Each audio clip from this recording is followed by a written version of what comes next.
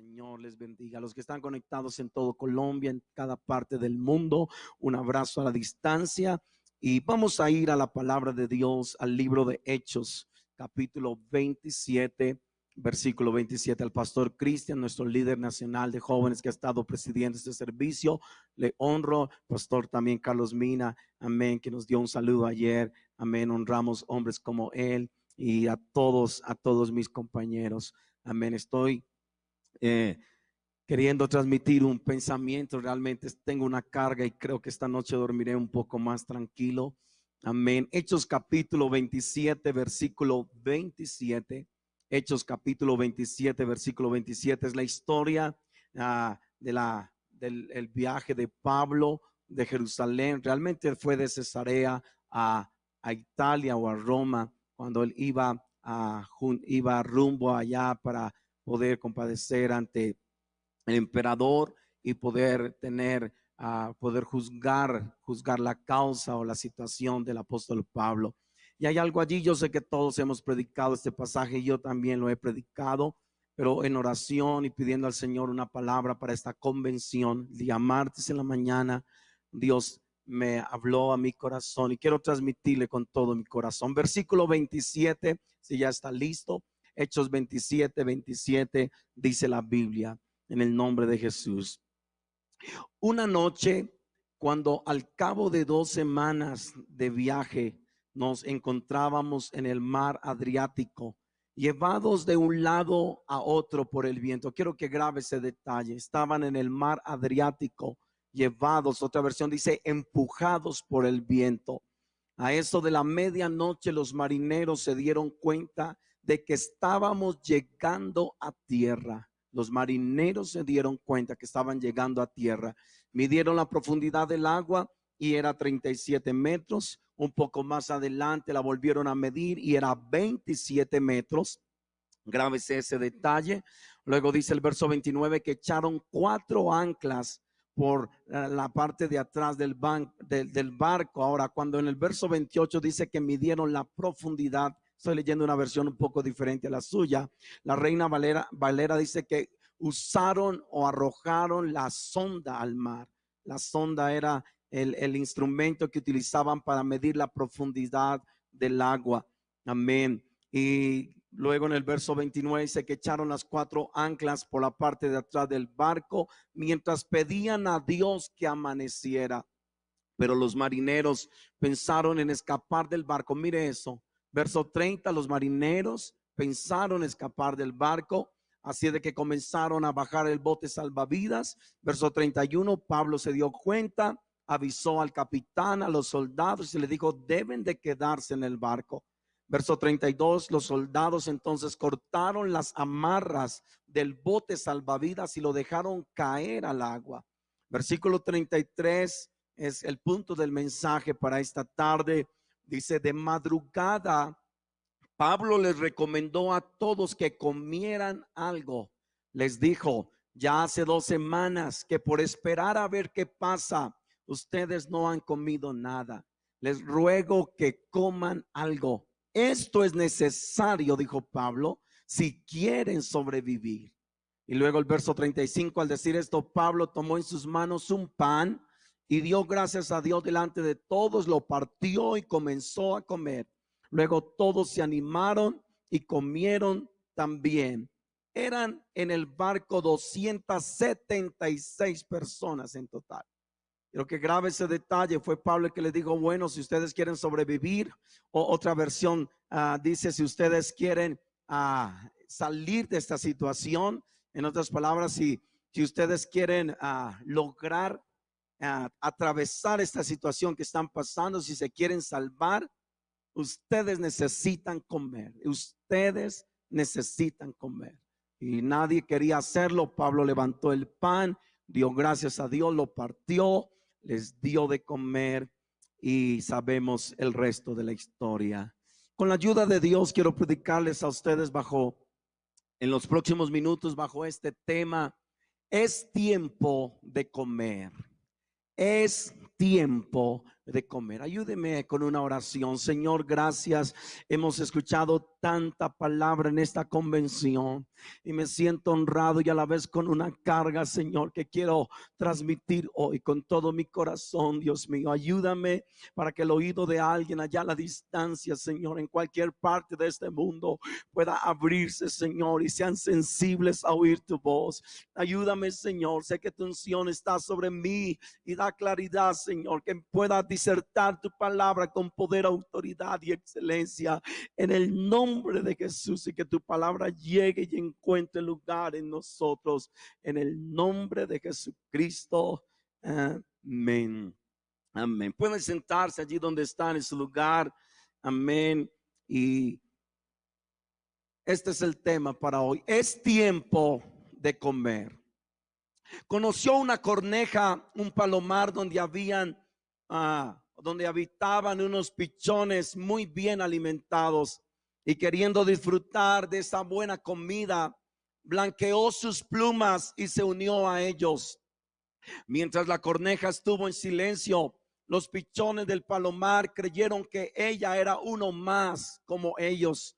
La admitieron sin rechazarla, pero olvidándose de la actuación, esta corneja en un día lanzó un gran sonido que salió por su pico, y entonces los pichones del palomar se dieron cuenta que esa voz no era la voz de las palomas, no era el sonido, y la echaron del nido.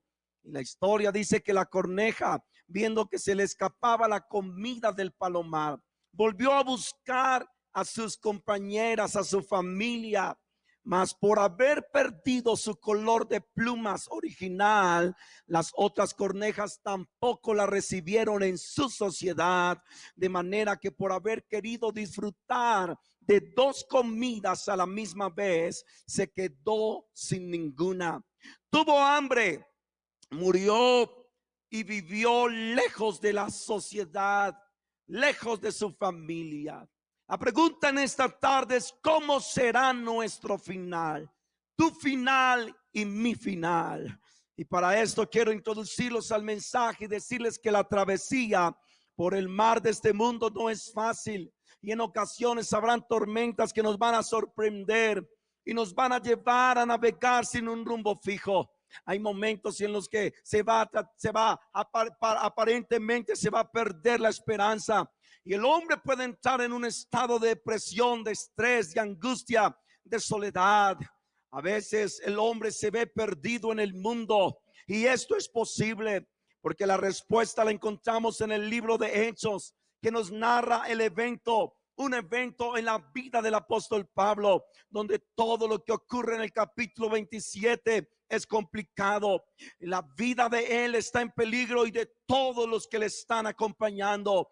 Estos versos de la palabra de Dios nos van a brindar esta tarde las herramientas, los puntos, las directrices para poder salir y poder cruzar en victoria y llegar a nuestro destino.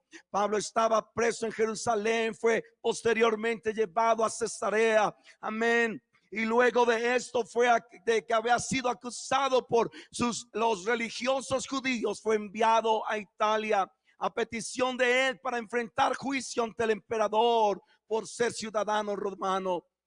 Finalmente se hicieron los preparativos y en esto se llevó a cabo, pues zarparon rumbo a Italia.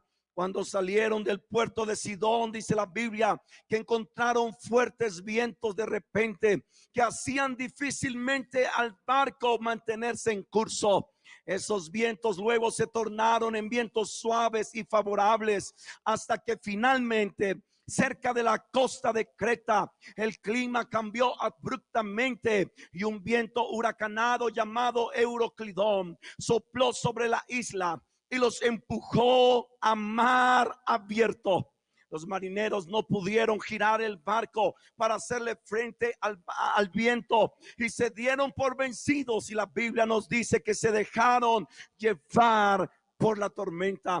Ahora se encuentran dentro del mar Adriático en su pleno auge. Es un mar El mar Adriático es un mar que se encuentra entre las penínsulas de Italia y los Balcanes. Tiene aproximadamente 800 kilómetros en profundidad de largo y con una profundidad de 1324 metros. Lo que me llama la atención es que en ese mar Adriático hoy en día hay colillas, hay botellas de vidrio, hay latas, hay envases y sobre todo hay plástico. Los residuos de plástico que hay en el mar Adriático representan el 91% de las 70,000 muestras analizadas sobre un total de 18,000 kilómetros de costa.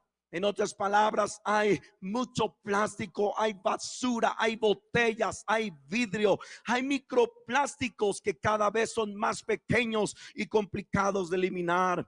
Y este es un problema que afecta a todo el Mediterráneo, a tal punto que hoy en día las entidades de investigación han denominado al mar Adriático la sopa de plástico o el mar de plástico. El lecho marino de este mar está compuesto de lodo amarillento y de arena, con fragmentos de conchas, moluscos fósiles y corales. Esto para decirles que ese mar de plástico y de lodo y de descontrol total es tipo del mundo que nos ha tocado vivir. Hoy este mundo ha llegado a la contaminación más alta de su historia, en lo social, en lo moral, en lo mental, en lo espiritual y entre otros, con este ambiente. Y eso es lo que me gusta.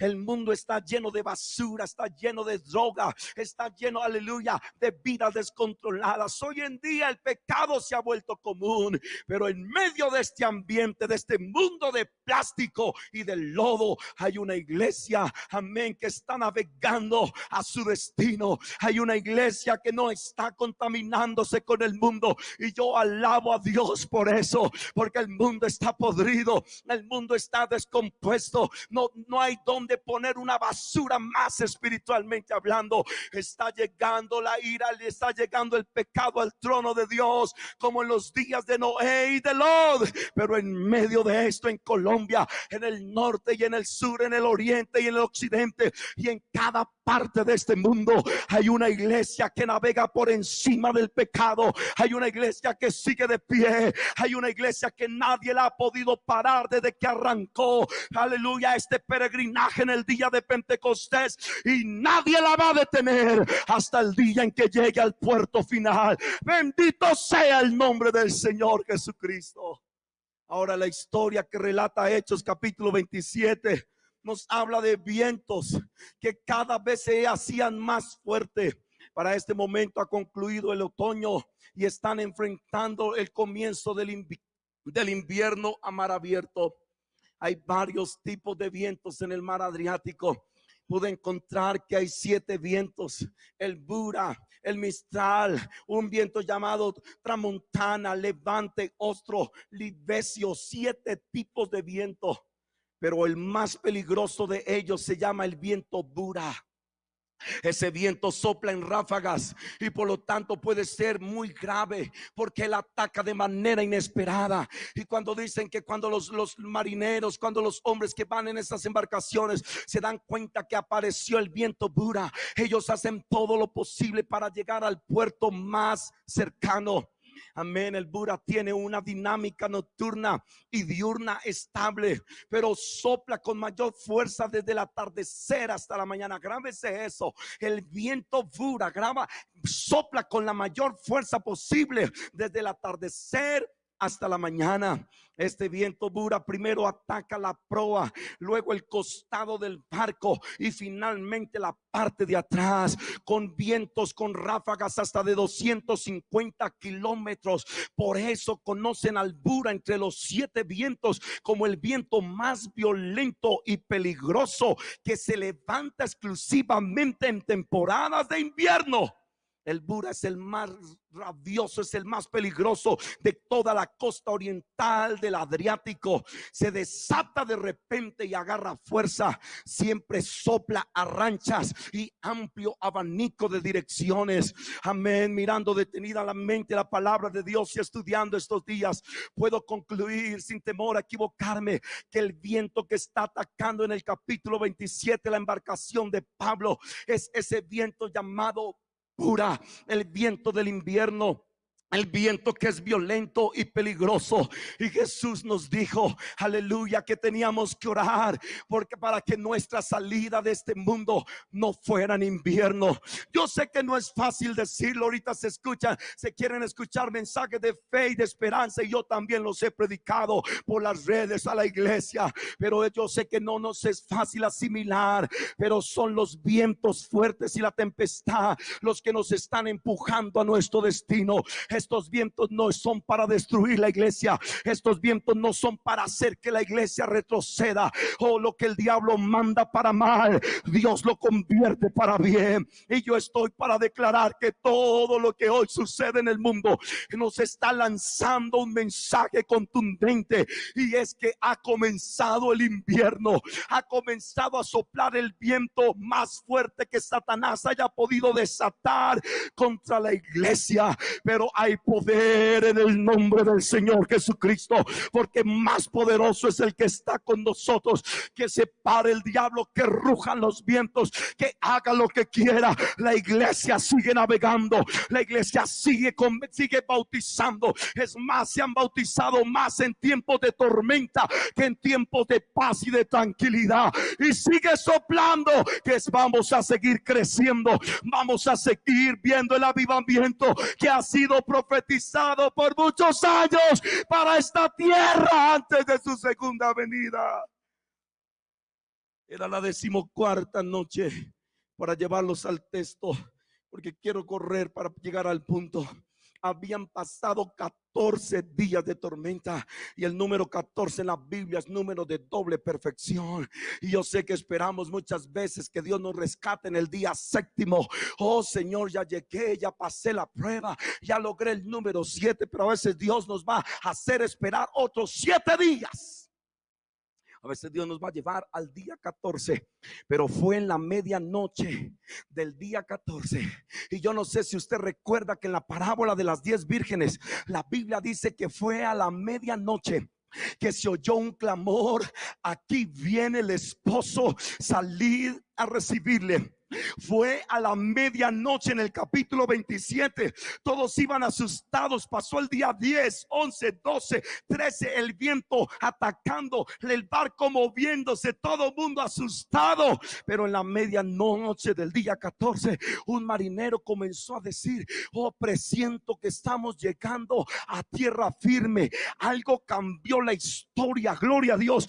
Algo se levantó en el corazón de los marineros. Dice la Biblia, presintieron que estaban próximos a llegar a tierra. Y fue a medianoche, y siento en mi espíritu, aleluya, siento en mi espíritu que estamos llegando a la medianoche. Siento en mi espíritu que nos estamos acercando a ese momento cumbre de la iglesia, cuando el corazón de unos cuantos marineros ha estado latiendo. Siento que estamos llegando a ese momento donde Dios está enviando mensajes al corazón diciéndoles: hey, van a llegar a tierra, están cerca de tierra. Eso pasó en el capítulo 27. Comenzaron a sospechar, comenzaron a decir: oiga, como que sentimos que esto ya está terminando. Y yo estoy aquí para decirles lo que está pasando, iglesia. Los vientos que están soplando, el invierno y la tormenta global que ha tocado al mundo con grandes y pequeños, no es una tormenta para destruirnos. Esta tormenta es para empujarnos al destino final. Estamos comenzando a sospechar que ya casi nos bajamos del barco, ya casi se termina la travesía, ya casi vamos a ver a Dios cara a cara como Él es. Yo levanto mi voz desde Bogotá, la capital de Colombia, para gritar con todas mis fuerzas: estamos más cerca de tierra, estamos cerca del final de la historia, estamos cerca de su advenimiento, estamos cerca de la final trompeta, estamos cerca del final de la gracia, estamos cerca del puerto celestial.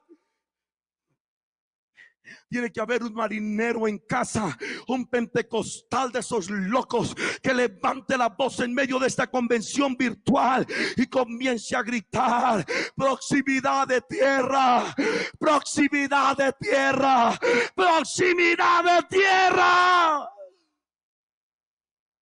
Los marineros presintieron que había tierra seca.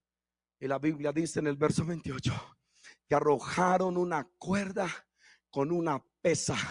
La Reina Valera dice que es una sonda, y es la verdad. Era una sonda, y dice que arrojaron y encontraron que habían 37 metros de profundidad. Ahí estaban ellos, dijeron: oh, presentimos que estamos llegando a tierra. Entonces tomaron la sonda, que no era otra cosa sino un instrumento para medir, y les daban medidas exactas para medir qué tan cerca estaban de tierra. Era un elemento, un instrumento que utilizaban para saber que ya podían tirar anclas, que ya estaban llegando al puerto. Y esa noche, en la 14ª noche, cuando comenzaron a presentir: llegamos, se nos está acabando esta tormenta, esta travesía está llegando al final. Dice la Biblia que arrojaron la sonda al mar y midieron, y habían 37 metros. Y pasaron unos segundos, unos minutos, no sé cuánto tiempo. Volvieron a lanzar la sonda y encontraron que habían 27 metros de profundidad. ¿Y sabe qué estoy tratando de decir con todo esto? Que se hace necesario que cada uno tenga una cuerda de medir, que cada uno tenga una cuerda con una sonda, con una pesa.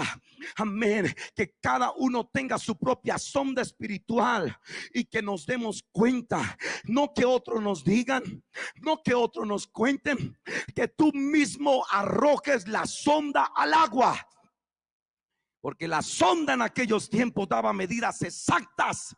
Era una cuerda con una piedra pesada en la punta, y nosotros tenemos la piedra más pesada, la palabra profética más segura, a la cual hacéis bien a estar atentos, como una antorcha que alumbra en lugar oscuro hasta que el día aclarezca, mi hermano, y el lucero de la mañana salga en vuestros corazones.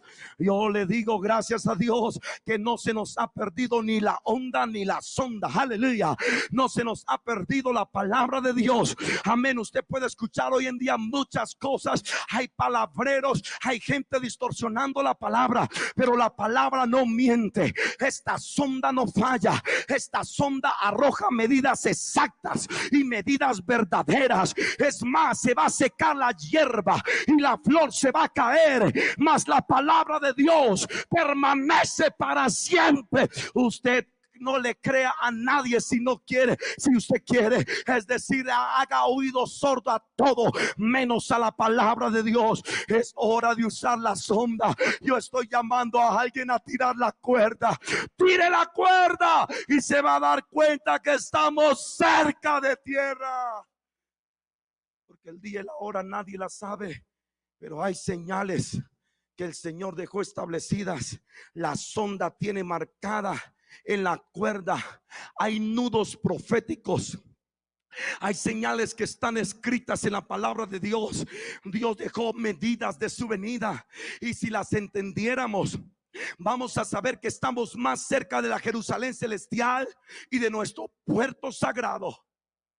Y si no lo cree, las estadísticas nos dicen que en estos últimos 3 meses que llevamos, y casi 3 meses y algunos días del mes de julio, de abril, perdón, ya voy en julio del 2020, han habido 3,847 movimientos de tierra, 3,847 terremotos.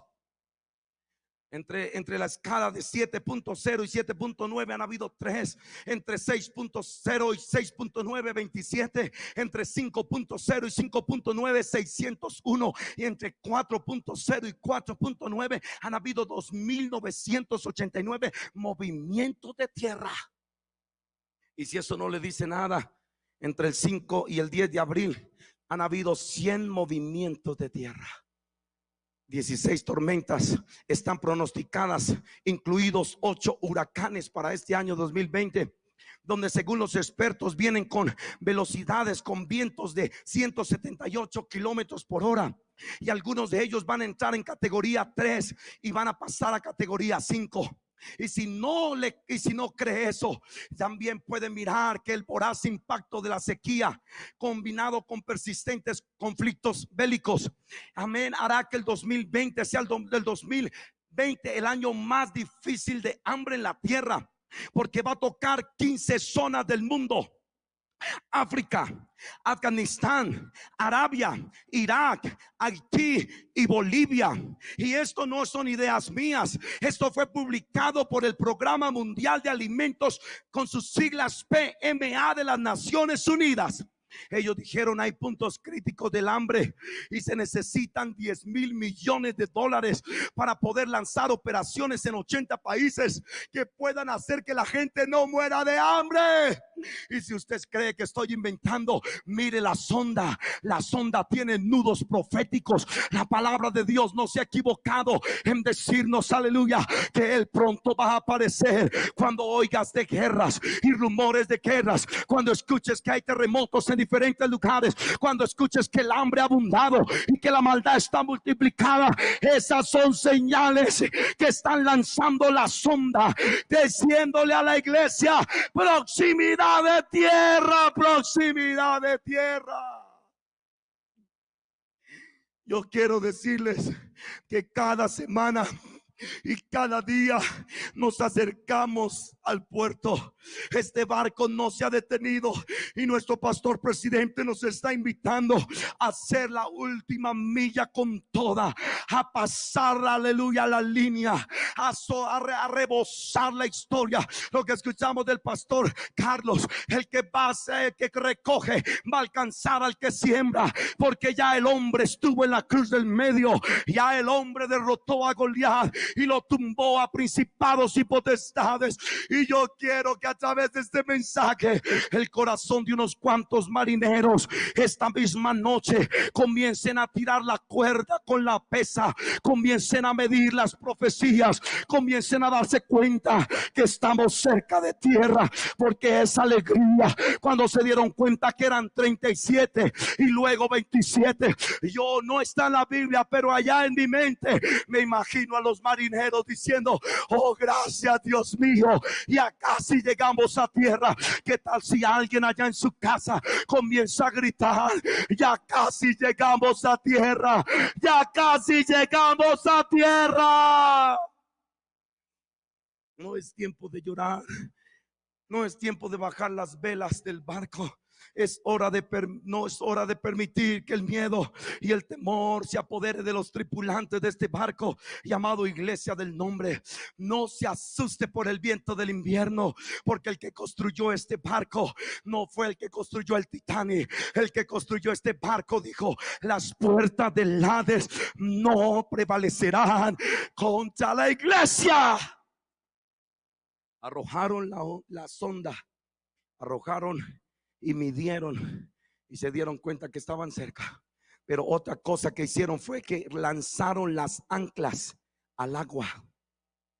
Y habla de 4 anclas, porque la iglesia y las anclas, usted sabe que son instrumentos, son elementos que le dan estabilidad al barco. Son elementos que le dan estabilidad, amén, a todos los que van ahí. Le dicen: tranquilos, que el barco no le va a pasar nada.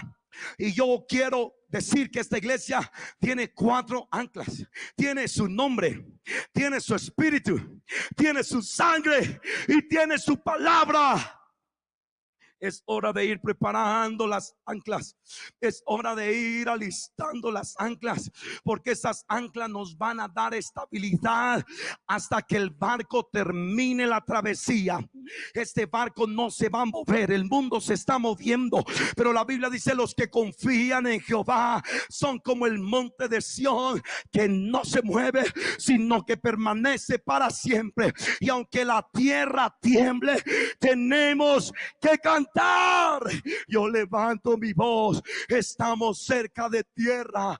Yo quiero lanzar este mensaje diciéndoles: lo que comenzamos ya casi lo terminamos. No hay la menor duda, estamos cerca de la tierra. Hebreos 6, 18 y 19. La Biblia nos dice que esta ancla se llama esperanza. Amén. Dice el escritor a los hebreos, a los que hemos acudido a él en busca de refugio, tenemos que estar confiados, aferrándonos a la esperanza que está delante de nosotros. Esta esperanza es un ancla firme y confiable para el alma.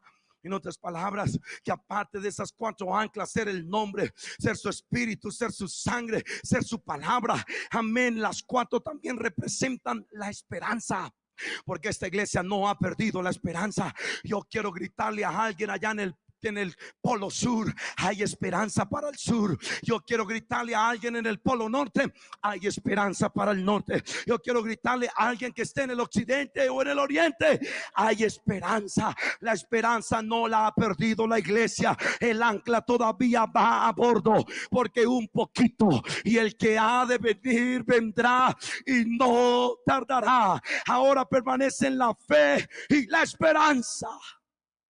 Mantengámonos firmes, dice Hebreos 10, sin fluctuar la profesión de nuestra esperanza, porque fiel es el que prometió. Y todo aquel que tiene esta esperanza en él se purifica a sí mismo, así como él es puro. Tenemos esperanza. No se deprima. Usted no tiene que estar tomando pastillas para dormir. Usted no tiene que estar comiéndose las uñas. Usted no tiene que estar allá diciendo: Dios mío, ¿qué va a pasar? Usted no se preocupe. ¿Será que me toma? ¿Será que no me va? Este virus, ¿será que me va a agarrar o no me va a agarrar? Usted no se preocupe, que para nosotros el vivir es Cristo y el morir es ganancia. A donde quiero llevarlos, y voy corriendo, es que es increíble, y esto fue lo que el Señor me mostró. Mire esto: están en la noche 14 y el viento invernal está golpeándoles. Han lanzado la sonda y se han dado cuenta que están próximos a tocar tierra. Además de eso, ya tiraron las anclas y ya saben que el barco va a estar seguro. Pero en un momento, algunos están intentando abortar la misión. 14 días de tormenta, tantas horas navegando en el barco, y habían unos marineros, Dios mío, despistados, no sé ni cómo decirles, que estaban diciéndose el uno al otro: escapémonos en el bote salvavidas. Y es lo mismo que va a suceder en lo espiritual. Antes de anclar en el puerto celestial, mi hermano, la Biblia dice que una de las señales del fin, Jesús la colocó entre las siguientes líneas: y por haberse multiplicado la maldad, el amor de muchos se enfriará, mas el que persevere hasta el fin, este será salvo. ¿Sabe qué me quiere decir eso? Que muchos van a desertar a pocos metros de su meta. Muchos van a claudicar y van a negar su nombre y van a volver atrás. Y cuando Pablo se dio cuenta que eso estaba por ocurrir, levantó la voz y comenzó a gritar: ustedes no deben abandonar el barco. Ustedes necesitamos, y le digo al capitán, cortemos las cuerdas antes de que estos marineros se vayan en el bote, porque se van a morir. Y yo estoy para decirle a unos cuantos marineros que han estado allá en su casa diciendo: ya no quiero seguir adelante, ya no quiero seguir en la iglesia. Yo le estoy diciendo: no es hora de huir de la sana doctrina. No es hora de ser cobardes. No es hora, aleluya, de echar atrás. Es hora de ser valientes y violentos. Si ya soportaste 14 días de fuertes vientos y de dura tormenta, ¿por qué no se arma de fuerza y soportemos los minutos que faltan en el reloj de Dios? ¿Por qué no aguantamos agarrados del mástil del barco el tiempo que falta en el reloj de la profecía? No es hora de escapar del bote. No es hora de abrir la puerta de atrás, mi hermano. No es hora de planear meterse en las cosas del mundo. Es hora de erguirnos, es hora de levantar la cabeza, porque nuestra redención está cerca. Amén. Yo estoy aquí para levantar la voz y decir: cortemos las las cuerdas del bote. Cortemos esas cuerdas que han estado, aleluya, pensando. Algunos te están diciendo: no, yo ya no sigo en la iglesia, yo ya no sigo en la doctrina. En el nombre de Jesucristo y por la autoridad de Dios y de su Espíritu que está sobre mí, cambia de pensamiento.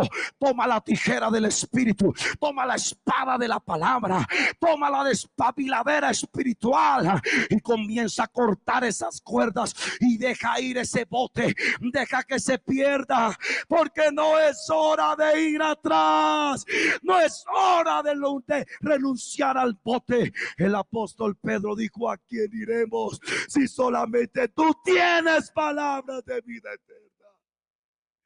El evangelio y la salvación es una decisión voluntaria. Yo le aconsejo: no salte del barco. Y esto fue lo que el Señor me habló el día martes, estando en oración y en ayuno. Y es una carga que he tenido. Le dije a mi esposa: anoche no pude dormir, porque es como la voz del Señor hablando a mi espíritu. Hay gente que está intentando abortar el barco.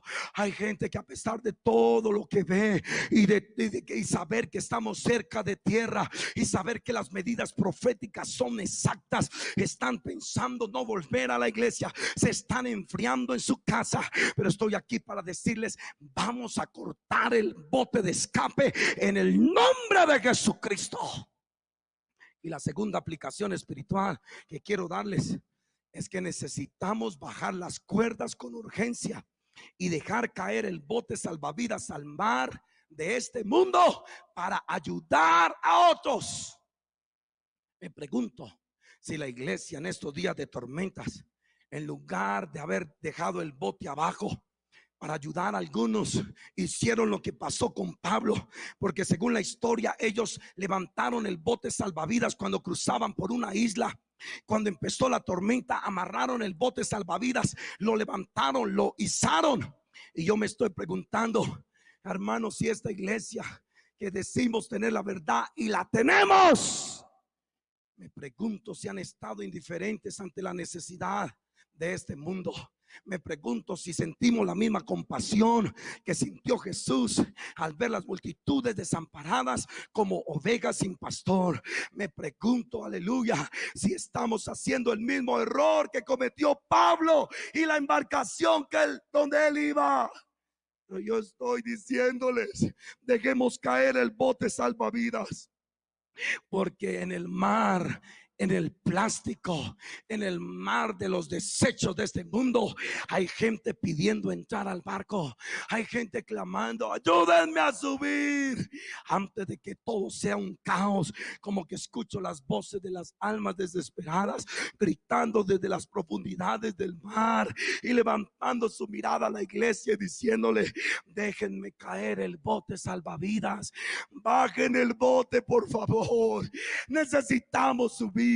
Yo me quiero reconciliar otra vez. Yo voy a regresar al barco. Yo voy a regresar a la cruz de Cristo, porque yo quiero vivir ese avivamiento de manantiales de vino dentro del barco. Yo quiero vivir dentro del evangelio. Y yo no sé si hay tripulantes y marineros de este barco que están tan ocupados con los vientos y con la tormenta que se han olvidado de bajar el bote salvavidas para que otros suban. Se nos está olvidando que hay otros también que están luchando en medio del mar, que hay gente también en pequeños barcos, barcos de idolatría, de religión barata, barcos de dinero que se están desbaratando poco a poco, barcos de filosofías humanas y de doctrinas de hombres.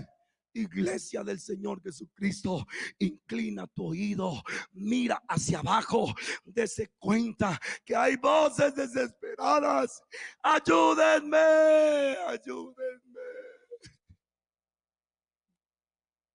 A mediodía, antes de venirme a este lugar, hablé con una persona desesperada Ha estado teniendo tormentos estos últimos días. El diablo ha estado atacando su casa y saqué unos 30 minutos mientras tomaba algo de alimento y mientras trataba de hacer algo, pero luego comencé a oírle, a escucharle, a estar ahí, aleluya, con ella, y escuché su voz, escuché lo que decía, era una angustia, amén. Ella quiere ser salva, ella quiere subir al bote, pero las fuerzas del mar de plástico, el mundo no quiere soltarla. Los espíritus, el viento invernal está atacando, quiere hundir su pequeño barco.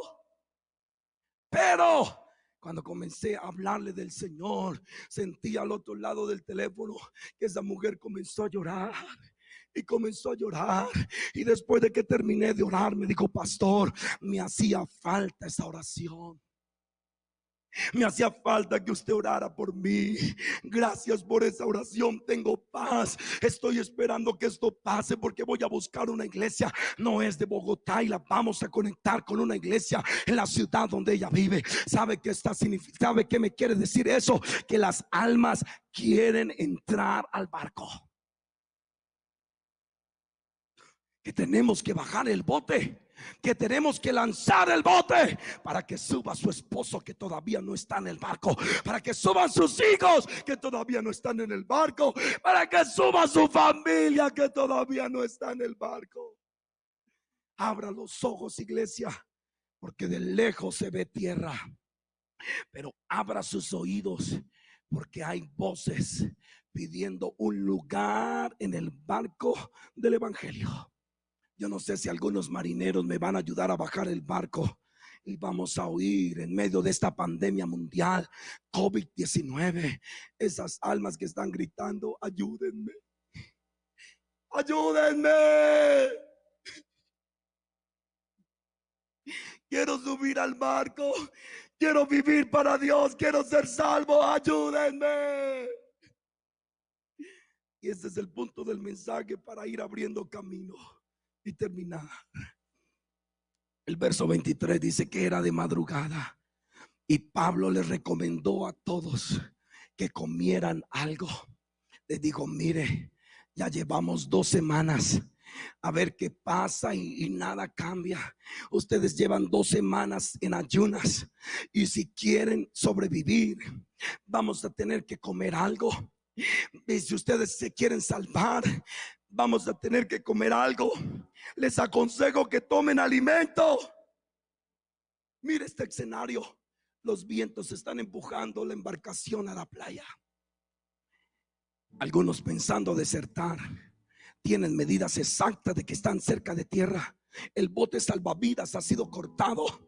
La Biblia muestra ese pequeño detalle y eso fue lo que me llamó la atención. Llevaban 14 días sin comer.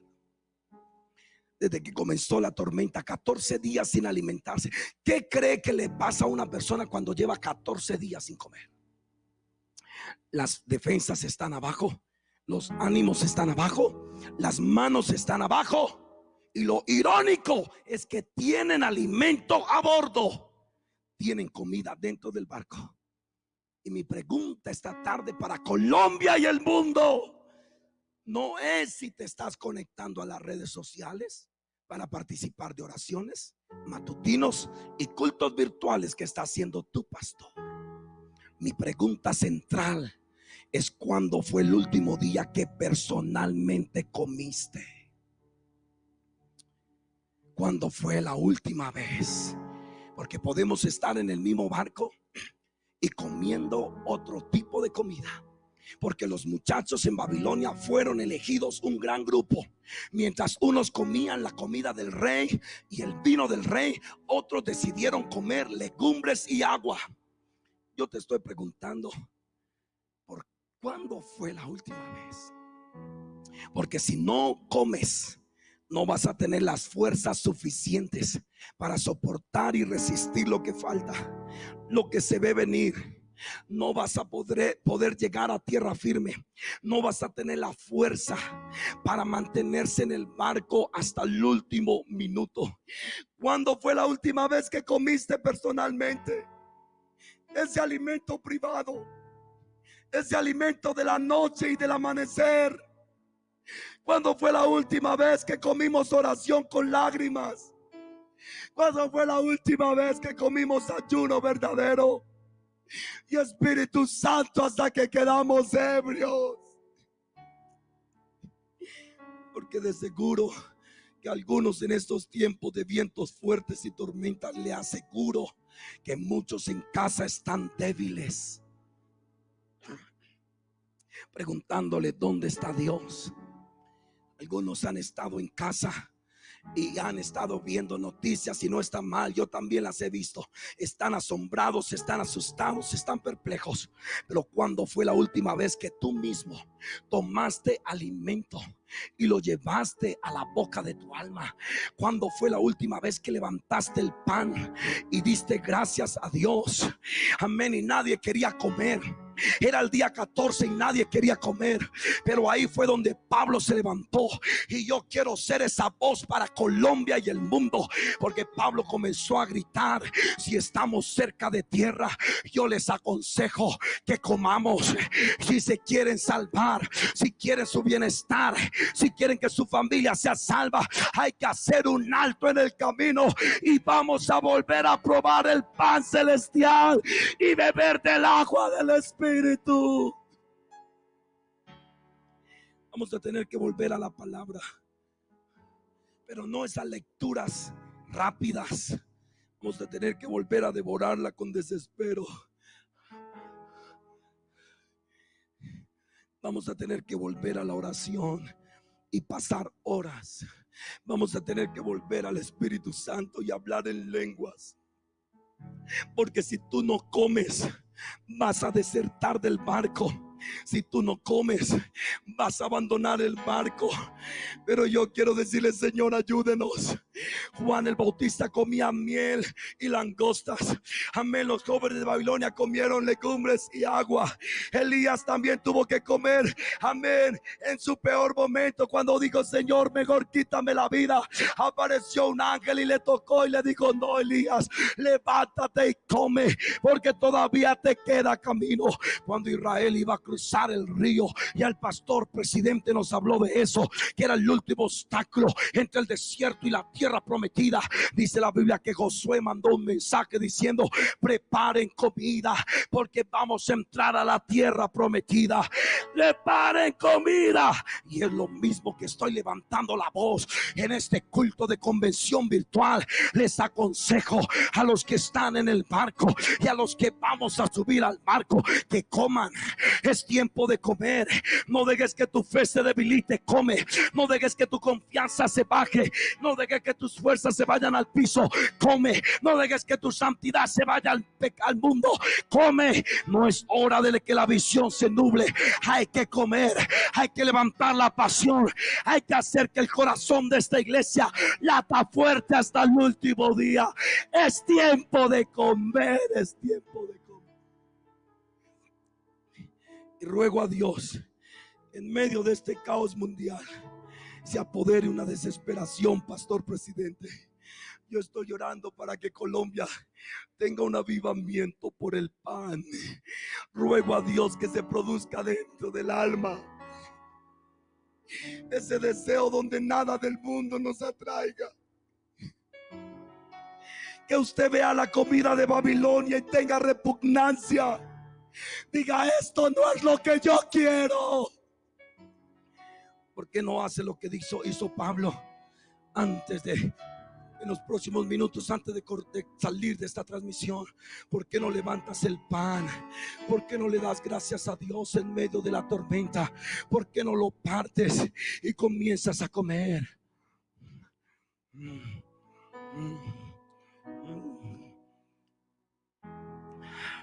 ¿Por qué no comienzas otra vez a sentir hambre?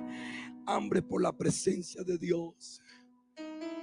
Porque el barco llegó hasta un cierto punto, pero luego cada uno tuvo que nadar los últimos metros personalmente. Pero ¿sabe qué pasó cuando Pablo comió pan? Hubo un avivamiento de pan en el barco. Todo el mundo comenzó a animarse. ¿Y qué tal, papá, si usted se anima en casa? ¿Va a animar a su esposa? Ellos también van a madrugar a orar. Ellos también van a madrugar a ayunar. ¿Qué tal si alguien se anima? Porque todos los 276 pasajeros comieron y quedaron satisfechos y tuvieron fuerzas para lograr nadar esos últimos metros. Anoche lo escuchamos por boca del varón de Dios, el pastor Crossley. La salvación es personal. Llegar al cielo es algo personal. Y si no tienes fuerza, no vas a poder dar esos brazos, no vas a poder nadar esos últimos metros. Pero hay pan en el barco, hay alimento en el barco. Que comience un avivamiento. Que alguien grite: Señor, tengo hambre de ti. Hambre. Tengo hambre de ti, Señor.